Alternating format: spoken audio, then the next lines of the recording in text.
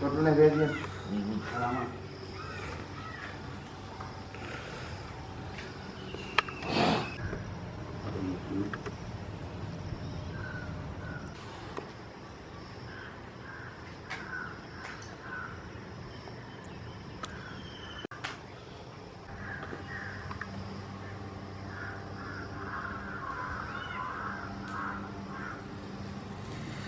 அப்படியே வச்சுக்கோங்க, அப்படியே இருங்க, வரோம். ரைட்.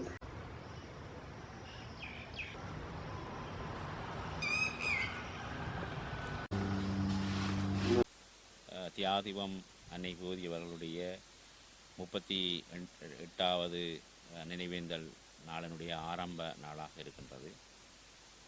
அன்னை பூபதி அவர்கள் இந்திய வல்லரசு எங்களுடைய இந்த இந்த நாட்டிலே ஒரு அமைதியை நிலைநாட்டுவதற்காக அவர்கள் இங்கே தமிழ் மக்களுடைய விடிவுக்காக குரல் கொடுத்திருந்த அமைப்புகளை துன்புறுத்தி அவர்கள் அந்த காலப்பகுதியிலே தமிழர்கள் சிங்களவர்களாலே அடக்கி ஒடுக்கப்படுகின்றார்கள். எனவே தமிழர்களை பொறுத்தமட்டிலே தமிழ் மக்களுடைய ஒரு தாயக நிலப்பரப்பிலே அவர்கள் சுதந்திரமாக வாழ வேண்டும் என்பதற்காக அந்த காலப்பகுதியிலே பல்வேறுபட்ட இயக்கங்கள் குரல் கொடுத்து, பல அமைப்புகள் குரல் கொடுத்து தமிழர்களுக்கு நடந்த அநியாயங்களை இந்திய வல்லரசு கூட அவர்கள் எடுத்து கூறி இருந்த காலப்பகுதியிலே இந்த இலங்கை தீவிலே ஒரு அமைதியை நிலைநாட்டுவதற்காக வந்திருந்த வல்லரசு, இந்திய வல்லரசு ஐபிகே எனப்படுகின்ற இராணுவத்தை அனுப்பி இங்கே சமாதானத்தை நிலைநாட்டுவதற்காக அவர்கள் எங்களுடைய மக்களை அவர்கள் என்ன நோக்கத்துக்காக வந்தார்களோ அந்த நோக்கத்துக்கு நேர் எதிர்மாறாக அவர்கள் அந்த காலப்பகுதியிலே தமிழர்களை அடக்கி ஒடுக்குவதற்காக முன்று செயற்பட்டார்கள். அந்த காலப்பகுதியிலே தமிழர்களுடைய உரிமைகளுக்காக மிக உறுதியாக நின்ற ஒரு இயக்கமாக தமிழீழ விடுதலை புலிகள் அமைப்பு இருந்தது. தமிழீழ விடுதலை புலிகள் அமைப்புக்கும் இந்திய வல்லரசுக்கும் இடையிலே ஒரு கருத்து முரண்பாடு ஏற்பட்டு பின்னர் அது ஒரு ஆயுத போராட்டமாக, எதிர்ப்பு போராட்டமாக ஒரு நடைபெற்றிருந்தமையினால் அந்த இராணுவம் வந்த நோக்கத்தை கைவிட்டு வடக்கு கிழக்கில் இருந்த எங்களுடைய தமிழர்களை அடக்கி ஒடுக்குவதற்காக, அதுவும் குறிப்பாக வடகிழக்கிலே இருந்த தமிழ் இளைஞர் யுவதிகளை கைது செய்வதும் துன்புறுத்துவதும் கற்பழிப்பதுமாக, படுகொலை செய்வதுமாக அவர்களுடைய செயற்பாடுகள் இருந்தது. ஆகவே அதனை அந்த நிலைப்பாட்டை நிப்பாட்ட வேணும் என்பதற்காக பல்வேறுபட்ட போராட்டங்கள் தமிழர் தாயகத்திலே நடைபெற்று கொண்டிருந்தது. அந்த காலப்பகுதியிலே மட்டு அம்பாறை அன்னையர் முன்னணியினுடைய தலைவராக இருந்தவர் அன்னை பூவதி அவர்கள். அன்றைய தினம் அன்றைய காலகட்டத்திலே அவர்கள் 2 அம்ச கோரிக்கைகளை முன்வைத்து அந்த போராட்டத்தை அவர் ஆரம்பித்திருந்தார். அதிலே அவர் சொன்னது விடயம் உடனடியாக யுத்தத்தை நிறுத்த வேண்டும், 2வது கோரிக்கையாக விடுதலை புலிகளுடன் பேச்சுவார்த்தை நடாத்த வேண்டும் என்று சொல்லி 2 அம்ச கோரிக்கைகளை முன்வைத்து அந்த போராட்டம் ஒரு உண்ணாவிரத போராட்டம் 1988ஆம் ஆண்டு இதே மாதத்திலே மட்டக்களப்பு மாமங்கேஸ்வரர் ஆலய முன்றலிலே அவர் உண்ணாவிரதம் இருந்து 32 நாட்கள் உண்ணாவிரதம் இருந்து அவர் தன்னுடைய உயிரை தியாகம் செய்தார்.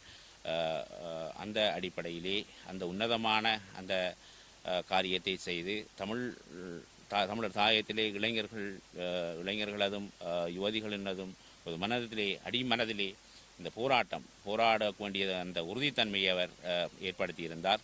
உண்மையிலே அவர் ஒரு தாயாக இருந்து, தமிழ் தேசத்தினுடைய தாயாக இருந்து நாங்கள் ஒரு கொள்கைக்காக, எங்களுடைய மக்களுடைய இருப்புக்காக, எங்களுடைய மக்களுடைய பாதுகாப்புக்காக அவர் தன்னுடைய உறுதித்தன்மை வெளிப்படுத்தியமையினாலே அந்த இளைஞர்கள் மத்தியிலே அந்த போராட்ட குணம் உறுதியாக இருந்து இதுவரைக்கும் அந்த தமிழர்கள் போராடி இன்றைக்கு இந்த உலக அளவிலே நாங்கள் இன்றைக்கு ஒரு ஒரு ஒரு முன்னிலையாக ஒரு பேசுபொருளாக தமிழ் மக்களுக்கு இந்த இலங்கை தீவிலே ஒரு இனப்பிரச்சனை இருக்கின்ற என்ற விடயத்தை அவருடைய ஆரம்ப அந்த தியாகம் சரியான முறையிலே எங்களுடைய இளைஞர்களுக்கு பதிந்திருந்தார்.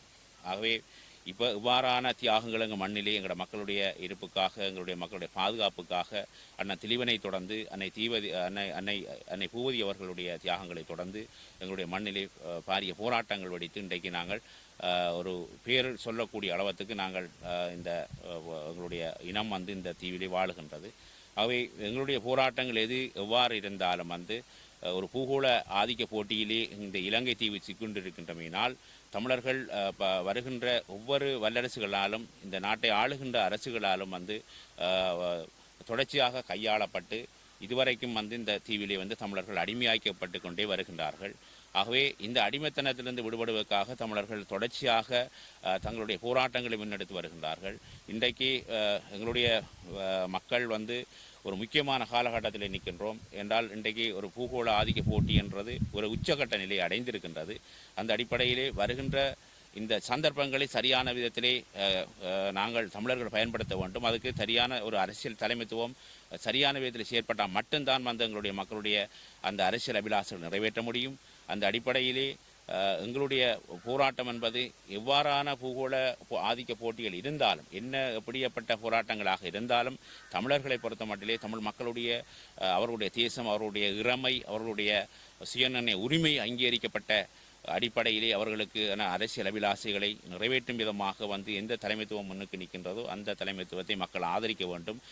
அதன் மூலம்தான் இப்படிப்பட்ட தியாகங்களை அவர்களுடைய தியாகங்களை நாங்கள் முன்னிலைப்படுத்தி அவருடைய அந்த தியாகத்துக்கு நாங்கள் செய்கின்ற பரிகாரமாக இருக்கும் என்பதை கூறிக்கொள்ள விரும்புகின்றேன்.